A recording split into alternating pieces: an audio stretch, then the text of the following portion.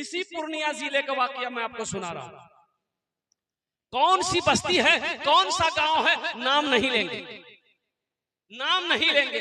1000 बीघा जमीन का मालिक था, 1000 बीघा जमीन का मालिक था, लेकिन एक नंबर का कंजूस। कोई भी मदरसा वाला चंदा मांगने आता, किसी को चंदा ना देता, धक्के मार कर निकाल देता। मस्जिद वाला चंदा मांगने आता, चंदा ना देता, धक्के मार के निकाल देता। कोई फकीर मांगने आता, अल्लाह अकबर कबीरा, भीख ना मिलती, धक्के मार के निकाल देता। इतना बड़ा बखील था, कुर्बान जाओ, कि जब कोई मांगने वाला आता था ना, तो दरवाजे में पहले ही झांक के देखता था कि बुढ़वा बैठा हुआ है कि नहीं है। देखता था बुढ़ो बैठा हुआ है, 80 की स्पीड से भागता था। अब देखता था बुढ़वा नहीं है, उसका बेटा है, जाके दरवाजे में सवाल करता था। और कुर्बान जो उसके बेटे लोग सखी थे, बेटे लोग सखी थे बेचारे। अल्हम्दुलिल्लाह सुम्मा अल्हम्दुलिल्लाह, 3 बेटा, तीनों बेटा सखी बना। और कुर्बान जाओ, वो तीनों बेटे अल्लाह के रास्ते में वक्त लगाया और अल्लाह ही के रास्ते में बहुत वक्त में, कम उम्र में अल्लाह को प्यारा हो गया। कुर्बान जाओ, आज उनका पोता सब है, 1000 बीघा जमीन का मालिक। नाखून काट रहा था, नाखून काट रहा था, अब वो हल्का सा नाखून कट गया। अब ये नाखून काटते हैं कभी हम लोग, तो कभी कभी मिस हो जाता है, वो उंगली थोड़ी सी कट जाती है, खून निकल जाता है। तो बोला कि ठीक हो जाए, लेकिन दर्द शुरू हो गया, उंगली में दर्द शुरू हो गया, ज्यादा हो गया, टिश टिश टिश टिश टिश। तो 4-5 बजा शाम, तो सोचा कि नहीं दर्द बहुत हो रहा, तो मेडिकल गया, मेडिकल से दवाई लिया कि मेरी उंगली थोड़ी सी कट गई है, कोई ऐसी दवाई दे दो जो दर्द में आराम मिल जाए। तो मेडिकल वाले ने दवाई दे दी। ये नौजवान ये किस्सा नहीं सुना रहे मेरे बच्चों, ये किस्सा नहीं सुना रहे, ये हकीकत है। 35 से 40 साल पहले का वाकया, हकीकत में सुना रहा। हम लोग छोटे थे, 35 से 40 साल पहले का वाकया, जिला पूर्णिया है।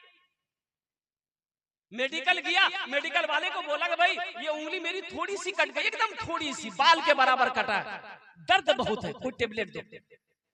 तो मेडिकल वाले ने टेबलेट दे दिया, इसके लिए टेबलेट खाइएगा, अच्छा ले जाइए।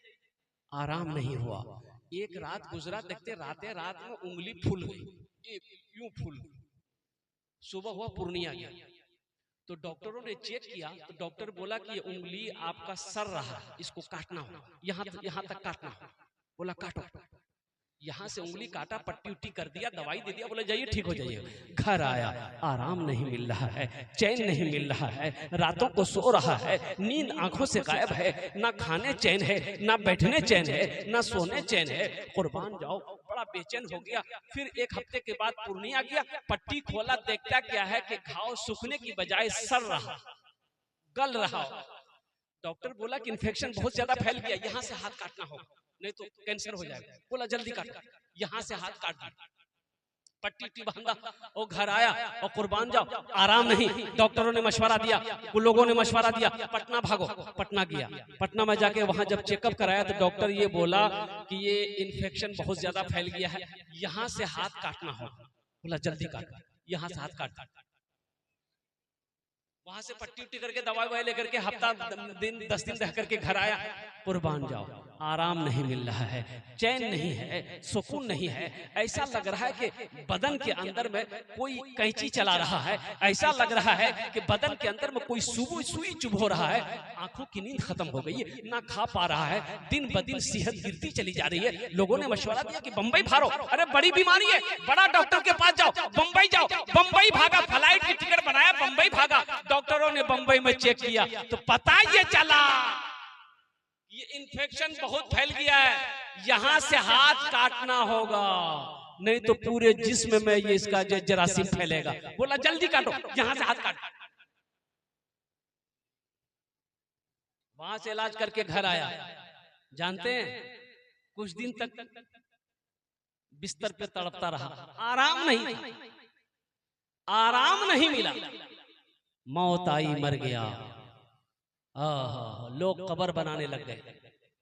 तो होता यह था कि कब्र बनती थी, कबर बनाने वाले कबर पूरी तैयार कर लेते थे, अब फिर मिट्टी बराबर हो जाती। या अल्लाह, ये क्या हो रहा?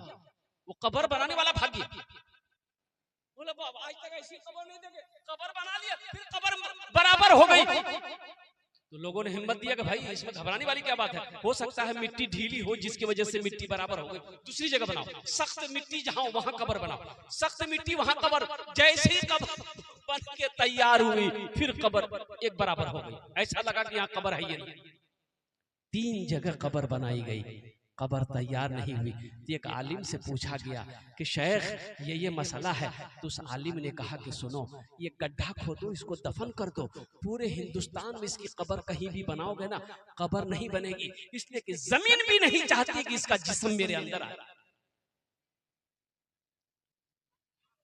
जगह दिल लगाने की ये दुनिया नहीं है, ये इबरत की जा है, तमाशा नहीं है। जगह दिल लगाने की ये दुनिया नहीं है, ये इबरत की जा है, तमाशा नहीं है। जगह दिल लगाने की दुनिया नहीं है, ये इबरत की जा है, तमाशा नहीं है। खुशी की जगह है, दुनिया नहीं है, किसी को सदा इसमें रहना नहीं है। खुशी की जगह है, दुनिया नहीं है, किसी को सदा इसमें रहना नहीं है। तो नौजवानों जानते हो, देखने वालों ने देखा तो पता ये चला कि एक गड्ढा खोद के उसको डाल दिया, मिट्टी बराबर कर दिया। देखने वालों ने देखा क्या, हा उसकी कब्र से धुआं निकल रहा।